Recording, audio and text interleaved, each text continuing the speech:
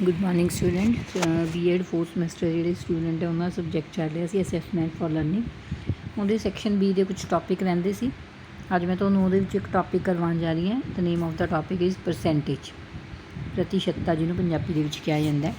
ਤਾਂ ਪਰਸੈਂਟੇਜ ਕੀ ਹੁੰਦੀ ਹੈ? ਪਰਸੈਂਟੇਜ ਸਭ ਤੋਂ ਪਹਿਲਾਂ ਸਮਝੋ ਗੱਲ ਨੂੰ। ਪਰਸੈਂਟੇਜ ਕੀ ਹੁੰਦੀ ਹੈ? ਜਦੋਂ ਆਪਾਂ ਨੂੰ ਕੋਈ ਸਮੁੱਚੀ ਇੱਕ ਫੋਰਮ ਦਿੱਤੀ ਹੁੰਦੀ ਹੈ, ਇੱਕ ਪੂਰੀ ਇਕਾਈ ਦਿੱਤੀ ਹੁੰਦੀ ਹੈ, ਉਹਦਾ ਆਪਾਂ ਇੱਕ ਹਿੱਸਾ ਕੱਢਣਾ ਹੁੰਦਾ। ਜਿਵੇਂ ਮਤਲਬ ਕੋਈ ਆਪਾਂ ਨੂੰ ਕਿਸੇ ਚੀਜ਼ ਦੀ ਪਰਸੈਂਟੇਜ ਦਿੱਤੀ ਹੋਈ ਹੈ, ਜੇ 100 ਦਾ ਆਪਾਂ ਲੈਂਦੇ ਨਾ, ਤਾਂ ਉਹ ਇੱਕ ਨਿਸ਼ਚਿਤ ਸੰਖਿਆ ਕੀ ਹੈ 100, ਤਾਂ ਉਹਨੂੰ ਮਤਲਬ 100 ਭਾਗਾਂ ਦੇ ਵਿੱਚ ਵੰਡਿਆ ਗਿਆ। 1% 100 ਨੂੰ 100 ਭਾਗਾਂ ਦੇ ਵਿੱਚ ਵੰਡਣਾ, ਮਤਲਬ ਜਿੰਨੇ ਪਰਸੈਂਟ 600 ਹੈ ਉਹਨੂੰ ਵੀ 100 ਭਾਗਾਂ ਦੇ ਵਿੱਚ ਵੰਡਣਾ। ਮਤਲਬ ਇੱਕ ਇਕਾਈ ਨੂੰ ਆਪਾਂ ਕਿੰਨੇ ਭਾਗਾਂ ਵਿੱਚ ਵੰਡ ਦਿੰਦੇ ਹਾਂ? 100 ਭਾਗਾਂ ਦੇ ਵਿੱਚ ਵੰਡ ਦਿੰਦੇ ਹਾਂ, ਤਾਂ ਉਹ ਆਪਣੀ ਕੀ ਬਣ ਜਾਂਦੀ ਹੈ? ਪਰਸੈਂਟੇਜ ਬਣ ਜਾਂਦੀ ਹੈ।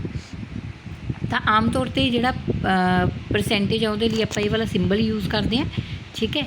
ਤਾਂ ਜਿਵੇਂ ਮਿਸਾਲ ਵਜੋਂ ਇਹਨਾਂ ਨੇ ਦੱਸਿਆ, ਜੇ ਆਪਾਂ 45% ਕੱਢਣਾ ਤਾਂ ਆਪਾਂ ਕੀ ਲਿਖਦੇ ਹਾਂ? 45/100। ਮਤਲਬ ਉਹੀ ਮੈਂ ਤੁਹਾਨੂੰ ਦੱਸਿਆ ਵੀ ਜਿੰਨੀ ਦੀ ਵੀ ਪਰਸੈਂਟੇਜ ਕੱਢਣੀ ਆ ਉਹਨੂੰ ਆਪਾਂ ਕਿੰਨੇ ਭਾਗਾਂ ਵਿੱਚ ਵੰਡਦੇ ਹਾਂ? 100 ਭਾਗਾਂ ਦੇ ਵਿੱਚ ਵੰਡਦੇ ਹਾਂ। ਤਾਂ 45 ਦੀ ਪਰਸੈਂਟੇਜ ਕੱਢਣੀ ਆ ਤਾਂ ਆਪਾਂ 45 ਨੂੰ ਜਦੋਂ 100 ਨਾਲ ਡਿਵਾਈਡ ਕਰਾਂਗੇ ਤਾਂ ਆਪਣਾ ਕਿੰਨਾ ਆ ਜਾਊਗਾ? 0.45। ਮਤਲਬ 100 ਦਾ 0.45 ਹਿੱਸਾ ਕੀ ਹੋ ਗਿਆ? 45%। ਜਿਹੜੀ ਪ੍ਰਤੀਸ਼ਤ ਕਿਸੇ ਅਨੁਪਾਤ ਵਿੱਚ ਨਹੀਂ ਹੁੰਦੀ ਉਸਨੂੰ ਇੱਕ ਸਮੁੱਚੇ ਅੰਸ਼ ਵਿੱਚ ਵਰਤਿਆ ਜਾਂਦਾ। ਜਿਵੇਂ ਮੰਨ ਲਓ ਆਪਾਂ ਜੇ ਕਹਿ ਦਈਏ ਇੱਕ ਕਲਾਸ ਦੇ ਵਿੱਚ 60% ਲੜਕੇ ਹੈ, ਤਾਂ ਆਪਾਂ ਕੀ ਕਹੇ 60% ਲੜਕੇ। ਜੇ ਆਪਣੇ ਕੋਲ ਟੋਟਲ 100 ਵਿਦਿਆਰਥੀ ਹੈ ਤਾਂ ਮਤਲਬ 60 ਲੜਕੇ ਹੈ, ਠੀਕ ਹੈ। ਜੇ 1000 ਵਿਦਿਆਰਥੀ ਹੈ ਤਾਂ 600 ਲੜਕੇ। ਤਾਂ ਸਿੱਧਾ ਹੀ ਮਤਲਬ ਜਿਨ੍ਹਾਂ ਦੇ ਵਿੱਚ ਕੁਝ ਅੰਸ਼ ਨਹੀਂ ਹੁੰਦਾ, ਅੰਸ਼ ਮਤਲਬ ਜੇ ਕਿਸੇ ਪਰਸੈਂਟੇਜ ਦੀ ਕੋਈ ਪੁਆਇੰਟ ਦੇ ਵਿੱਚ ਵੈਲਿਊ ਨਹੀਂ ਆਉਂਦੀ, ਸਿੱਧੀ ਵੈਲਿਊ ਆਉਂਦੀ ਹੈ, ਤਾਂ ਉਹਨੂੰ ਆਪਾਂ ਸਿੱਧਾ, ਜਿਵੇਂ 60% ਹੈ ਤਾਂ 100 ਦੇ ਵਿੱਚੋਂ 60, ਜੇ 60% 1000 ਦੇ ਵਿੱਚੋਂ ਕੀ ਹੋਣਗੇ? 600। ਮਤਲਬ ਉਹਦੇ ਵਿੱਚ ਪੁਆਇੰਟਸ ਦੇ ਵਿੱਚ ਕੋਈ ਵੈਲਿਊ ਨਹੀਂ ਆਉਂਦੀ, ਸਿੱਧਾ ਹੀ ਆਪਾਂ ਉਹਨੂੰ ਡਿਸਪਲੇ ਕਰਵਾ ਸਕਦੇ ਹਾਂ। Use of percentage in statistics, ਸੰਖਿਆਂਕੀ ਵਿੱਚ ਪ੍ਰਤੀਸ਼ਤਤਾ ਦੀ ਵਰਤੋਂ ਆਪਾਂ ਕਿਵੇਂ ਕਰਦੇ ਹਾਂ? ਕਹਿੰਦੇ ਜਿਹੜੀ ਪਰਸੈਂਟੇਜ ਹੈ ਉਹਨੂੰ ਸਟੈਟਿਸਟਿਕਸ ਦੇ ਵਿੱਚ ਇੱਕ ਕਈ ਢੰਗ ਨਾਲ ਆਪਾਂ ਪ੍ਰੈਜ਼ੈਂਟ ਕਰ ਸਕਦੇ ਹਾਂ। ਸਭ ਤੋਂ ਪਹਿਲਾਂ ਕਹਿੰਦੇ ਜਦੋਂ ਕਿਸੇ ਵੀ ਸੰਖਿਆ ਆਪਣੇ ਕੋਲ ਸੰਖਿਆ ਦਿੱਤੀ ਹੋਈ ਹੈ ਕੋਈ, ਆਪਾਂ ਉਹਦੀ ਪਰਸੈਂਟੇਜ ਕੱਢਣੀ ਹੈ ਤਾਂ ਉਹਨੂੰ ਆਪਾਂ 100 ਨਾਲ ਮਲਟੀਪਲਾਈ 100 ਨਾਲ ਡਿਵਾਈਡ ਕਰ ਦਿੰਦੇ ਹਾਂ। ਜਦੋਂ ਆਪਾਂ ਕਿਸੇ ਵੀ ਸੰਖਿਆ ਦੀ ਕੋਈ ਵੀ ਆਪਾਂ ਨੂੰ ਸੰਖਿਆ ਦਿੱਤੀ ਹੋਈ ਹੈ ਉਹਦੀ ਆਪਾਂ ਪਰਸੈਂਟੇਜ ਕੱਢਣੀ ਹੈ ਤਾਂ ਆਪਾਂ ਉਹਨੂੰ ਕੀ ਕਰਾਂਗੇ? 100 ਨਾਲ ਡਿਵਾਈਡ ਕਰ ਦਾਂਗੇ। ਜਿਵੇਂ 250 ਦਾ 16% ਕੱਢਣਾ ਆਪਾਂ, ਤਾਂ ਕੀ ਕਰਾਂਗੇ? ਆਪਾਂ 250 ਨੂੰ 100 ਨਾਲ ਡਿਵਾਈਡ ਕਰਕੇ ਜਿੰਨੇ ਪਰਸੈਂਟ ਕੱਢਣਾ ਉਹਦੇ ਨਾਲ ਮਲਟੀਪਲਾਈ ਕਰ ਦਾਂਗੇ, ਤਾਂ ਆਪਣੇ ਕੋਲ ਕੀ ਆ ਗਿਆ? 40% ਆ ਗਿਆ। ਹੁਣ ਦੂਸਰੇ ਪਾਸੇ ਕਹਿੰਦੇ ਕਿਸੇ ਸੰਖਿਆ ਦੀ ਕਿਸੇ ਦੂਜੀ ਸੰਖਿਆ ਵਿੱਚੋਂ ਪ੍ਰਤੀਸ਼ਤਤਾ ਨੂੰ ਕੱਢਣ ਲਈ ਪਹਿਲਾਂ ਸਮੀਕਰਨ ਨੂੰ 100 ਨਾਲ ਗੁਣਾ ਕਰੋ। ਕਹਿੰਦੇ ਜੇ ਆਪਣੇ ਕੋਲ ਦੋ ਸੰਖਿਆ ਦਿੱਤੀ ਹੋਈ ਹੈ ਉਹਦੇ ਅਕੋਰਡਿੰਗ ਆਪਾਂ ਪਰਸੈਂਟੇਜ ਕੱਢਣੀ ਹੈ। ਜਿਵੇਂ 50 ਦਾ 250 ਦਾ ਕਿੰਨਾ ਪ੍ਰਤੀਸ਼ਤ ਹੈ? 50 250 ਦਾ ਕਿੰਨਾ ਪ੍ਰਤੀਸ਼ਤ ਹੈ? ਤਾਂ ਉਹਦੇ ਲਈ ਆਪਾਂ ਕੀ ਕਰਾਂਗੇ? 50 ਨੂੰ 100 ਨਾਲ ਮਲਟੀਪਲਾਈ ਕਰਾਂਗੇ। ਉੱਪਰ ਕੀ ਸੀ? ਜਦੋਂ ਆਪਾਂ ਇੱਕੋ ਹੀ ਕਿਸੇ ਵੈਲਿਊ ਦਿੱਤੀ ਹੋਈ ਹੈ ਉਹਦਾ ਆਪਾਂ ਪਰਸੈਂਟੇਜ ਕੱਢਣੀ ਹੈ ਤਾਂ ਉਹਨੂੰ ਆਪਾਂ 100 ਨਾਲ ਡਿਵਾਈਡ ਕਰਦੇ ਹਾਂ। ਜਦੋਂ ਆਪਣੇ ਕੋਲ ਦੋ ਵੈਲਿਊ ਦਿੱਤੀ ਹੁੰਦੀ ਉਸੇ ਅਕੋਰਡਿੰਗ ਆਪਾਂ ਪਰਸੈਂਟੇਜ ਕੱਢਣੀ ਹੈ ਤਾਂ ਉਹਨੂੰ ਆਪਾਂ 100 ਨਾਲ ਕੀ ਕਰਦੇ ਹਾਂ? ਮਲਟੀਪਲਾਈ ਕਰਦੇ ਹਾਂ। ਅਤੇ ਜਿੰਨਾ ਪ੍ਰਤੀਸ਼ਤ ਕੱਢਣਾ ਉਹਦੇ ਨਾਲ ਕੀ ਕਰ ਦਿੰਦੇ? ਡਿਵਾਈਡ ਕਰ ਦਿੰਦੇ। ਜਿਵੇਂ ਦੇਖੋ 50 ਮਲਟੀਪਲਾਈ ਬਾਈ 100 ਡਿਵਾਈਡ ਬਾਈ 250, ਤਾਂ ਆਪਣੇ ਕੋਲ ਕਿੰਨਾ ਆ ਗਿਆ? 20%। ਕਿਸੇ ਕਰਮਕ ਸੰਖਿਆ ਦੇ ਕੁੱਲ ਜੋੜ ਰਾਹੀਂ ਉਹਨਾਂ ਸੰਖਿਆਵਾਂ ਦਾ 100 ਦੇ ਬਰਾਬਰ ਪ੍ਰਤੀਸ਼ਤ ਰੱਖ ਕੇ ਉਹਨਾਂ ਸਾਰੀਆਂ ਸੰਖਿਆਵਾਂ ਦਾ ਪ੍ਰਤੀਸ਼ਤ ਕੀਤਾ ਜਾ ਸਕਦਾ। ਜਿਵੇਂ ਮੰਨ ਲਓ ਆਪਣੇ ਕੋਲ ਇੱਕ ਤੋਂ ਕੋਈ ਜ਼ਿਆਦਾ ਸੰਖਿਆ ਦਿੱਤੀਆਂ ਹੋਈਆਂ ਤਾਂ ਉਹਨਾਂ ਨੂੰ ਆਪਾਂ ਕੀ ਕਰਾਂਗੇ? ਉਹਨਾਂ ਸੰਖਿਆਵਾਂ ਨੂੰ ਜੋੜ ਲਾਂਗੇ। ਜੋੜ ਕੇ ਆਪਾਂ ਕੀ ਕਰ ਦਾਂਗੇ? ਜਿੰਨਾ ਆਪਾਂ ਕੱਢਣਾ ਪਰਸੈਂਟੇਜ ਉਹਦੇ ਨਾਲ ਆਪਾਂ ਡਿਵਾਈਡ ਕਰ ਦਾਂਗੇ। ਜਿਵੇਂ ਮੰਨ ਲਓ ਆਪਣੇ ਕੋਲ ਕਰਮਕ ਸੰਖਿਆਵਾਂ ਦਿੱਤੀਆਂ ਹੋਈਆਂ 30 150 ਅਤੇ 70, ਇਹਨਾਂ ਦਾ ਪਰਸੈਂਟੇਜ ਕੱਢਣੀ ਆਪਾਂ ਕੀ ਕਰਾਂਗੇ? ਪਹਿਲਾਂ ਇਹਨਾਂ ਦਾ ਜੋੜ ਕਰ ਲਿਆ, ਜੋੜ ਕਰਕੇ ਆਪਣੇ ਕੋਲ ਕਿੰਨਾ ਆ ਗਿਆ? 250। ਹੁਣ 250 ਦਾ ਜੇ ਆਪਾਂ 30% ਕੱਢਣਾ ਤਾਂ ਉਹੀ 30 ਗੁਣਾ 100 ਡਿਵਾਈਡਡ ਬਾਏ 250 ਕਿੰਨਾ ਆ ਗਿਆ? 12%। 150 ਕੱਢਣਾ ਸੇਮ ਉਹੀ ਰੂਲ, 70 ਕੱਢਣਾ ਫਿਰ ਉਹੀ ਰੂਲ। ਤਾਂ ਇਹ ਆਪਾਂ ਇਸ ਤਰ੍ਹਾਂ ਇਹਨਾਂ ਦੀ ਜਿਹੜੀਆਂ ਕਰਮਕ ਆਪਣੇ ਕੋਲ ਸੰਖਿਆ ਦਿੱਤੀਆਂ ਹੁੰਦੀਆਂ ਉਹਨਾਂ ਦਾ ਪਰਸੈਂਟੇਜ ਕੱਢ ਸਕਦੇ ਹਾਂ। ਕੋਈ ਦੋ ਸੰਖਿਆਵਾਂ ਵਿੱਚੋਂ ਉਹਨਾਂ ਦਾ ਪ੍ਰਤੀਸ਼ਤ ਅੰਤਰ ਲੱਭਣ ਲਈ ਮੁੱਢਲਾ ਤਰੀਕਾ ਕਹਿੰਦੇ ਕੋਈ ਦੋ ਸੰਖਿਆਵਾਂ ਦਿੱਤੀਆਂ ਹੋਈਆਂ ਉਹਨਾਂ ਦੇ ਉਹਨਾਂ ਵਿੱਚ ਆਪਾਂ ਪਰਸੈਂਟੇਜ ਦੇ ਰੂਪ ਵਿੱਚ ਉਹਨਾਂ ਦਾ ਡਿਫਰੈਂਸ ਲੱਭਣਾ। ਤਾਂ ਕੀ ਕਰਾਂਗੇ?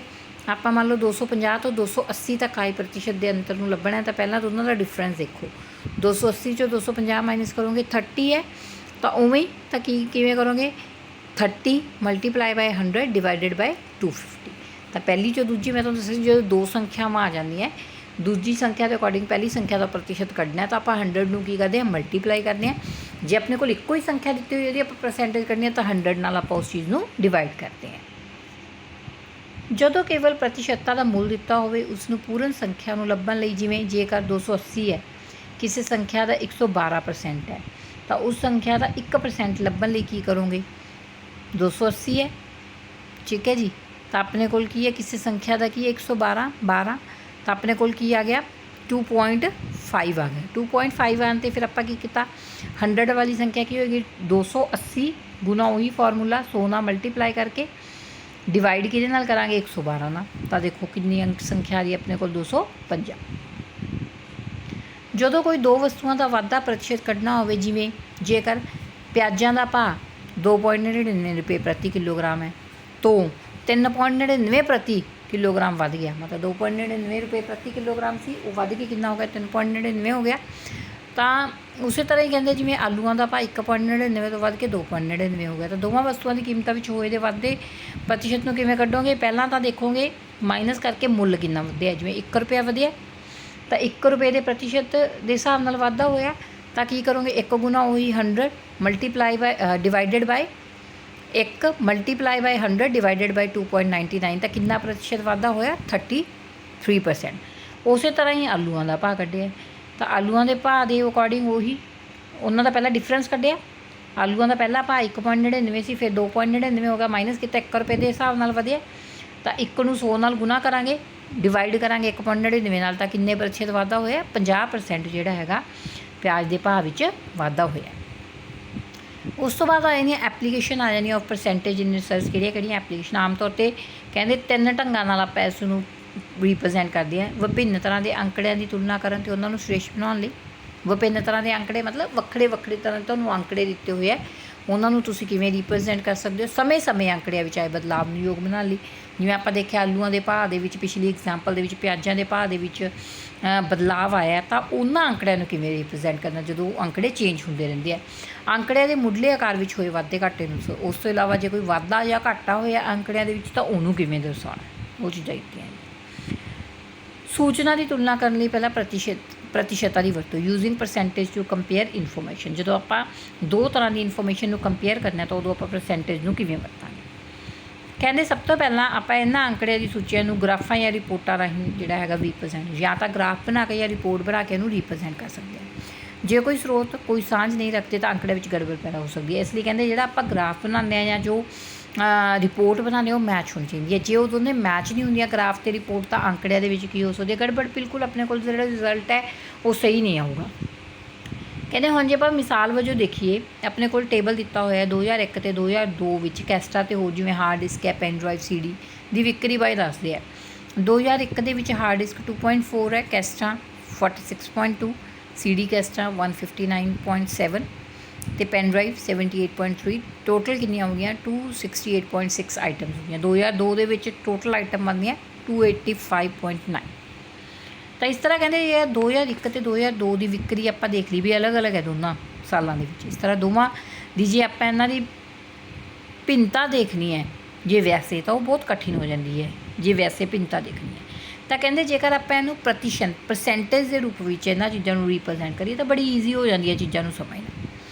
ਜਿਵੇਂ ਦੇਖੋ 2001 ਵਿੱਚ CD ਕੈਸਟਾਂ ਦੀ ਵਿਕਰੀ ਆਪਣੇ ਕੋਲ ਕਿੰਨੀ ਹੋਈ ਸੀ? 2001 ਦੇ ਵਿੱਚ ਤੁਸੀਂ ਦੇਖ ਕੇ ਆਏ ਹੋ 286.6 ਹੋਈ ਸੀ। ਤਾਂ ਉਹੀ ਫਾਰਮੂਲਾ ਜਿਵੇਂ ਆਪਾਂ ਪਹਿਲਾਂ ਲਾਉਂਦੇ ਸੀ,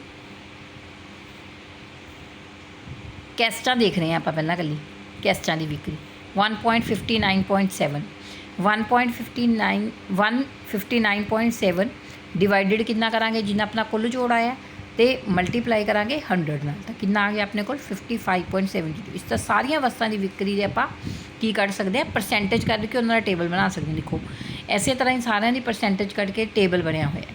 ਇਸ ਤਰ੍ਹਾਂ ਆਪਾਂ ਨੂੰ ਕੀ ਹੈ ਪਰਸੈਂਟੇਜ ਦੀ ਫੋਰਮ ਵਿੱਚ ਜਿਹੜਾ ਦੋਨਾਂ ਸਾਲਾਂ ਦੀ ਵਿਕਰੀ ਹੋਈ ਹੈ ਉਹਨੂੰ ਆਪਾਂ ਨੂੰ ਰਿਪ੍ਰੈਜ਼ੈਂਟ ਕਰਨ ਦੇ ਵਿੱਚ ਈਜ਼ੀ ਹੁੰਦਾ ਕਿ ਆਪਾਂ ਦੋਨਾਂ ਦੀ ਪਰਸੈਂਟੇਜ ਦੇ ਫੋਰਮ ਦੇ ਵਿੱਚ ਹੀ ਜਿਹੜੀ ਹੈਗੀ ਹੈ ਭਿੰਨਤਾ ਉਹ ਆਮ ਤੌਰ 'ਤੇ ਰਿਪ੍ਰੈਜ਼ੈਂਟ ਕਰ ਸਕਦੇ ਹਾਂ। ਉਸ ਤੋਂ ਬਾਅਦ ਆ ਜਾਂਦਾ ਕੈਲਕੂਲੇਟਿੰਗ ਪਰਸੈਂਟੇਜ ਚੇਂਜ। ਹੁਣ ਕਹਿੰਦੇ ਗਿਣਾਤਮਕ ਪਰਿਵਰਤਨ ਨੂੰ ਲੱਭਣ ਲਈ ਪ੍ਰਤੀਸ਼ਤਤਾ ਢੰਗ ਦੀ ਲੋੜ ਪੈਂਦੀ ਹੈ, ਕਿਉਂਕਿ ਜਿਹੜੇ ਆਪਣੇ ਨਤੀਜੇ ਆ ਉਹ 100 ਭਾਗਾਂ ਵਿੱਚ ਵੰਡੇ ਹੁੰਦੇ ਆ।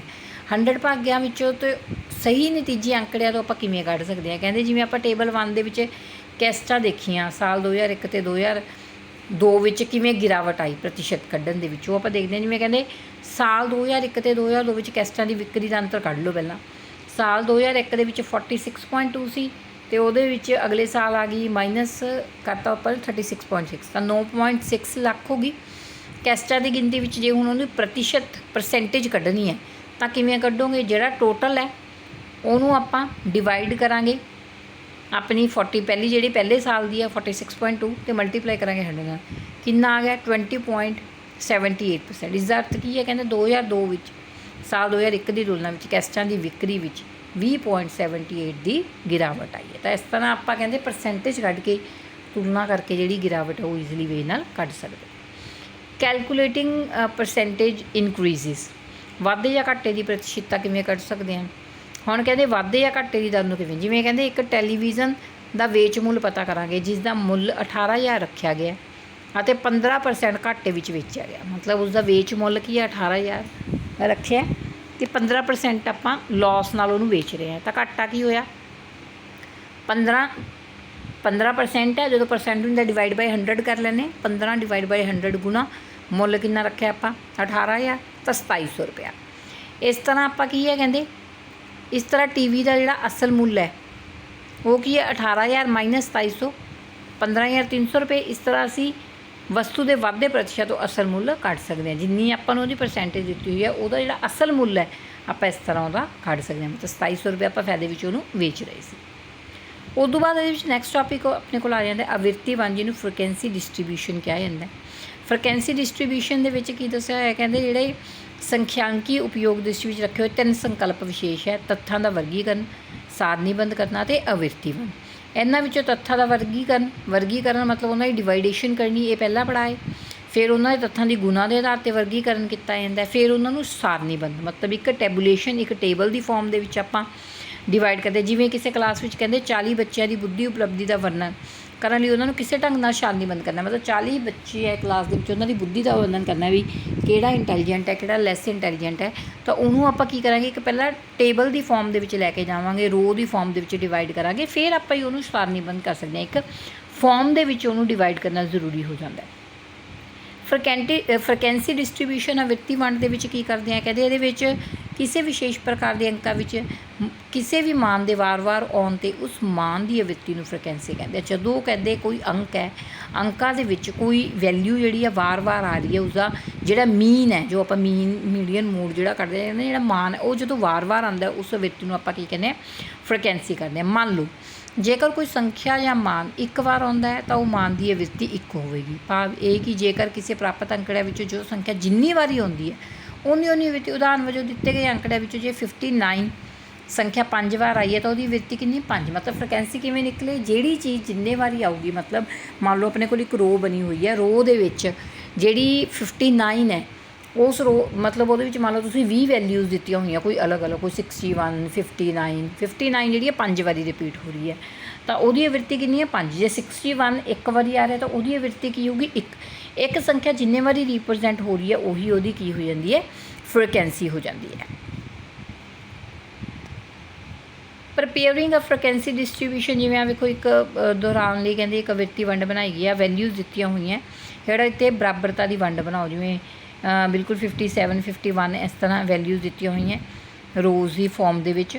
ਤਾਂ ਇਹਦੇ ਵਿੱਚ ਆਪਣੇ ਕੋਲ n ਜਿਹੜਾ ਹੈਗਾ ਆਵਿਰਤੀ ਦੇ ਭਾਵ ਕਿਸੇ ਮਾਨ ਦਾ ਸੰਖਿਆ ਦੀ ਬਾਰਬੰਤਾ ਦੁਹਰਾਓ ਤੋਂ ਹੈ ਅਤੇ ਵੰਡ ਤੋਂ ਭਾਵ ਸੰਖਿਆਵਾਂ ਦੇ ਪ੍ਰਸਾਰ ਤੋਂ, ਵੀ ਕਿਸ ਤਰ੍ਹਾਂ ਤੁਸੀਂ ਸੰਖਿਆ ਨੂੰ ਪ੍ਰਸਾਰ ਦੇ ਸਕਦੇ ਹੋ। ਆਵਿਰਤੀ ਦੇ ਵਿਸਤਾਰ ਹੇਠ ਲਿਖੇ ਉਦਾਹਰਨਾਂ ਕਿਵੇਂ ਵੀ ਤੁਸੀਂ ਇਹਨੂੰ ਰਿਪਰੈਜ਼ੈਂਟ ਕਰ ਸਕਦੇ ਹੋ। ਉਸ ਤੋਂ ਇਲਾਵਾ ਤੱਤਾਂ ਨੂੰ ਵਾਧੇ ਜਾਂ ਘਟਦੇ ਕ੍ਰਮ ਵਿੱਚ ਰੱਖਣਾ, to arrange in ascending and descending order. Arrange ascending and descending order ਤੁਸੀਂ ਸਮਝਦੇ ਹੋ।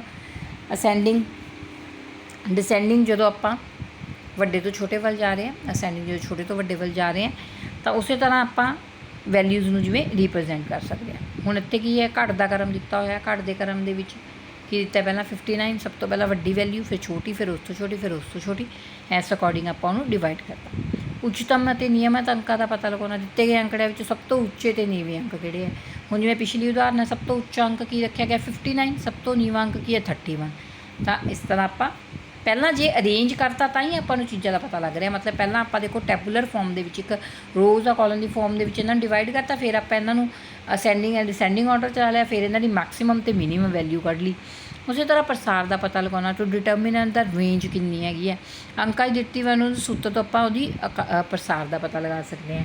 ਇੱਥੇ ਪ੍ਰਸਾਰ ਉੱਚਤਮ ਅੰਕ ਕੀ ਹੈ 59 ਹੈ, ਨਿਮਨਤਮ ਅੰਕ ਕੀ ਹੈ ਆਪਣਾ 31। ਜਦੋਂ ਮਾਈਨਸ ਕਰ ਰਹੇ ਹੋ ਤਾਂ ਉਹਨਾਂ ਦਾ ਕੀ ਹੈ 28, ਤਾਂ ਉਹਦਾ ਪ੍ਰਸਾਰ ਕਿੰਨਾ ਆ ਰਿਹਾ 28 ਦੀ ਵੰਡ ਹੈ, ਮਤਲਬ ਕਿੱਥੋਂ ਤਾਈਂ ਉਹ ਫੈਲੇ ਹੋਏ ਹੈ।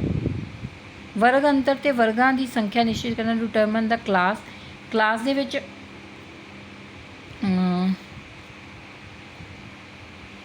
ਤਾਂ ਸਟੂਡੈਂਟ ਅੱਜ ਦੀ ਵੀਡੀਓ ਦੇ ਵਿੱਚ ਆਪਾਂ ਇੰਨਾ ਹੀ ਕਰਾਂਗੇ। ਜਿਹੜਾ ਵਰਗ ਅੰਕਾਂ ਦੀ ਡਿਵਾਈਡੇਸ਼ਨ ਵਾਲਾ ਆ ਜਾਂਦਾ ਟੌਪਿਕ, ਇਹ ਮੈਂ ਤੁਹਾਨੂੰ ਨੈਕਸਟ ਵੀਡੀਓ ਦੇ ਵਿੱਚ ਕਰਵਾਵਾਂਗੀ। ਅੱਜ ਦੀ ਵੀਡੀਓ ਦੇ ਵਿੱਚ ਪਹਿਲਾਂ ਤੁਸੀਂ ਇੰਨਾ ਹੀ ਰਿਵਾਈਜ਼ ਕਰੋਗੇ। ਜਿਹਦੇ ਵਿੱਚ ਤੁਹਾਨੂੰ ਕੋਈ ਵੀ ਦਿੱਕਤ ਆਉਂਦੀ ਹੈ ਤਾਂ ਤੁਸੀਂ ਕਮੈਂਟ ਬਾਕਸ ਦੇ ਵਿੱਚ ਆਪਦੇ ਜਿਹੜੇ ਡਾਊਟ ਹੈ ਉਹ ਲੀਵ ਕਰ ਸਕਦੇ। Thank you students.